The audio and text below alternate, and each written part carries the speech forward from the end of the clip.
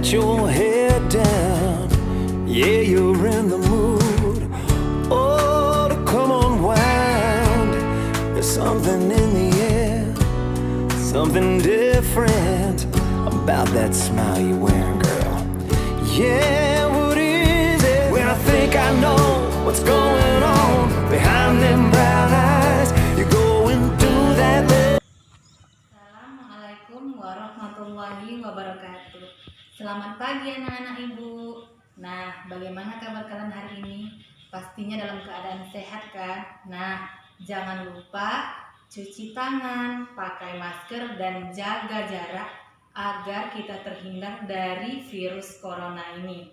Nah, pada hari ini ibu ingin membagikan video pembelajaran hidup rukun di rumah, yaitu tema 1 hidup rukun dan subtema 1 hidup rukun di rumah. Nah, kita akan belajar bersama-sama melalui video pembelajaran yang ibu berikan pada hari ini. Untuk mata pelajaran ini khususnya muatan pelajaran PPKN. Kita akan belajar di tema 1 ya anak-anak ibu. Nah, udah siap kan untuk mendengarkan pelajaran kita pada pagi hari ini? Oke, kita mulai dari mengenal apa itu lambang negara Indonesia. Nah, di meja ibu ini gambar burung Garuda Pancasila. Nah, sekarang ibu akan menjelaskan kepada anak-anak ibu yang berada di rumah apa ya lambang negara Indonesia. Nah, supaya anak-anak ibu tahu Garuda Pancasila itu adalah lambang negara Indonesia. Inilah kayak mana ya Bu gambar burung Garuda itu? Pasti anak-anak bertanya. Inilah dia gambar burung Garuda Pancasila. Burung Garuda itu besar dan gagah perkasa. Lihatlah perisainya ini. Di dalam perisai itu memuat 5 simbol. Nah, anak-anak ibu, sekarang ibu mau menerangkan 5 simbol yang ada di perisai burung Garuda Pancasila. Nah, coba perhatikan anak-anak ibu. Dari yang simbol sila pertama. Nah, lambang simbol sila pertama itu dilambangkan dengan gambar bintang. Warnanya kuning dan backgroundnya itu hitam. Sudah ingat kan anak-anak ibu? Nah, sekarang lambang sila kedua, simbolnya dilambangkan dengan rantai emas. Nah, coba perhatikan anak-anak ibu. Ini dia simbol sila kedua, rantai emas.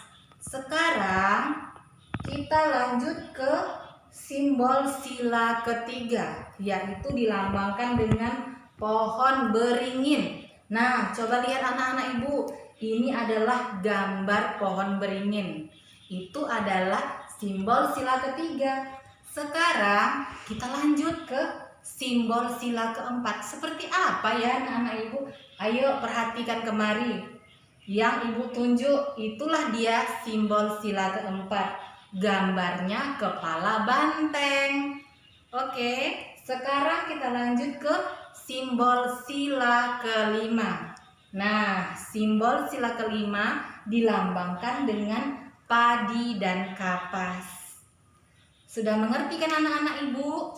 Nah, kalau ibu tanya nanti sama anak ibu, ada berapa ya simbol sila Pancasila? Ada 5. Nah, setelah kita mempelajari simbol sila Pancasila, sekarang ibu mau memberitahu lagi tentang isi Pancasila. Nah, setiap hari Senin kan anak-anak ibu sering mengucapkan Pancasila. Nah, sekarang ibu mau menyebutkan 5 isi Pancasila. Ibu taruh dulu ya buat peraganya. Nah, ada 5 isi Pancasila. Anak-anak ibu bisa mengikutinya di rumah ya. Oke, sekarang Ibu mau menyebutkannya. Pancasila. 1. Ketuhanan yang Maha Esa. 2. Kemanusiaan yang adil dan beradab. 3. Persatuan Indonesia. 4. Kerakyatan yang dipimpin oleh hikmat kebijaksanaan dalam permusyawaratan perwakilan. 5. Keadilan sosial bagi seluruh rakyat Indonesia.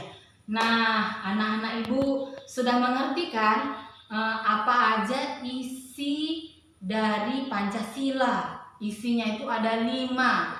Nah, setiap hari Senin kan kita sering menyebutkan sebelum pandemi ini kan, kita sering upacara bendera dan pembina upacara, kepala sekolah membacakan isi Pancasila. Dan setelah Ibu memberikan pelajaran PPKN ini, udah berapa Ibu kasih materinya ya? Tentang apa tadi? Yang pertama, apa itu burung Garuda? Gambarnya seperti apa? Udah Ibu tunjukkan. Yang kedua, tentang penjelasan simbol-simbol yang ada di perisai burung Garuda. Yang ketiga tadi tentang isi Pancasila. Nah, sekarang Ibu mau menjelaskan tentang bagaimana ya simbol-simbol sila Pancasila ini diterapkan di rumah kita masing-masing. Yang pertama, ketuhanan yang Maha Esa. Bagaimana ya contoh penerapannya di rumah? Oke, sekarang akan Ibu kasih tahu. Contohnya itu yang pertama, kita harus berdoa sebelum makan, berdoa sebelum belajar, berdoa sebelum tidur. Itu contoh penerapan untuk simbol sila pertama, ketuhanan yang Maha Esa.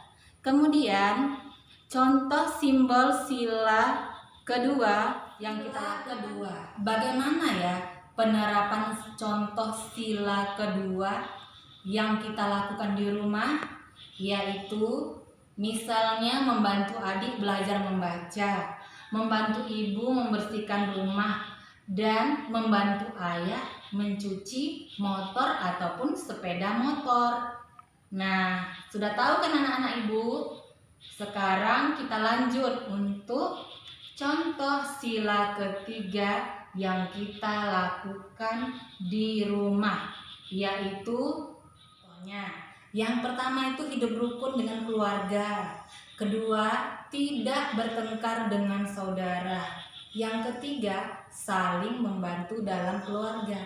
Nah, pasti ada anak ibu semua yang ibu katakan tadi pasti nggak pernah melakukan ya. Anak-anak ibu baik-baik semua kan? Oke. Yang keempat, sila keempat Pancasila yang diterapkan di rumah adalah yang pertama, menghormati pendapat orang lain. Kedua, tidak memaksakan kehendak. Nggak boleh anak-anak ibu kita memaksakan kehendak. Yang ketiga, menyelesaikan masalah dengan diskusi atau musyawarah dengan keluarga. Misalnya, adiknya pingin memelihara hewan kucing, sedangkan kakaknya pingin memelihara kelinci. Nah, bagaimana ya supaya kakak dan adik ini nggak berantem? Nah, kita musyawarahkan dulu dengan keluarga supaya kedua hewan tersebut bisa dipelihara dan kakak sama adik bisa menjadi tidak berkelahi atau tidak berantem. Nah, kemudian anak-anak ibu kita masuk ke contoh penerapan sila kelima yang diterapkan di rumah. Contohnya itu pandai membagi waktu untuk belajar dan bermain, rajin menabung, dan bergotong royong membersihkan rumah. Nah, anak-anak ibu, sekian apa yang ibu sampaikan dan apa yang ibu ucapkan ini bisa dimengerti dan dipahami serta harus dilakukan di rumah ya anak-anak ibu. Nah, sekarang sebelum video pembelajaran ini ibu akhiri, ibu minta kepada anak-anak ibu yang berada di rumah agar menuliskan isi Pancasila. Coba tuliskan isi Pancasila yang pertama. Yang kedua, coba gambarkan simbol-simbol sila Pancasila. Nah, yang ketiga, coba sebutkan satu contoh saja masing-masing dari 5 simbol sila Pancasila yang diterapkan di rumah kita masing-masing. Nah, anak-anak ibu, cukup sekian video pembelajaran pada pagi hari ini. Semoga anak-anak ibu bisa mengerti dan memahami serta menerapkannya di rumah. Terima kasih. Wassalamualaikum warahmatullahi wabarakatuh.